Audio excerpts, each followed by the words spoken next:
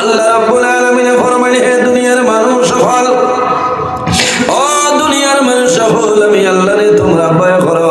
রাব্বাকুমুল্লাযী খালাকাকুম মিন নাফসিন ওয়াহিদা, আমি আল্লাহ জমিনের মধ্যে একটা নফসরে পয়দা করলাম।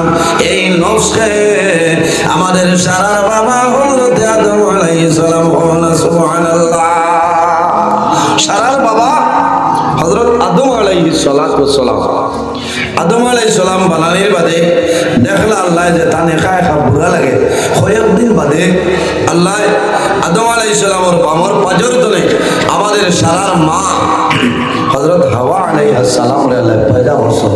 ওয়া খালাকা মিনহা যাওজাহা ওয়া বাসসা মিনহুমা রিজালান কাসীরান ওয়া নিসা।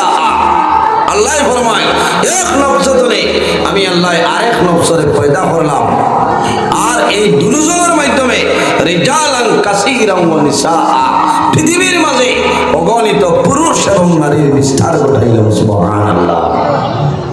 আমার বুজুর্গগণ, যখন হযরত আদম আলাইহিস সালাম রে আল্লাহ বানায়, এরপরে মা হাওয়া আলাইহিস সালাম রে আল্লাহ বানাইছেন।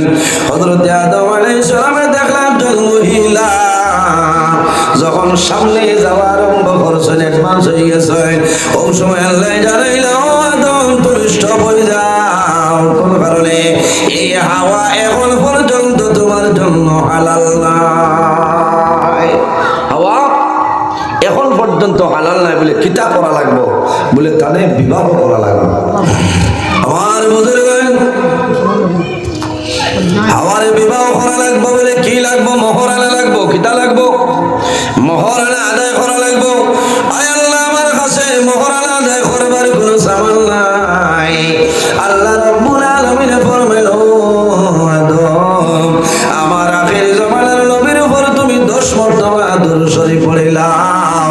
আমি মনে রব্বুল আলামিনে তুমি আদম এবং হাওয়ার এই মধ্যখানে বিবাহের মোহর ধার্য করিলাই। মোহনা সুবহানাল্লাহ। আর জোরে বল সুবহানাল্লাহ। আমার মা এবং বাবা বিবাহের মোহর আসলো নবীজির দুরূদ শরীফ। সুবহানাল্লাহ। আর ও মা বাবা আওলাদ হই আমরা জমিন নিমক কারামে করি আর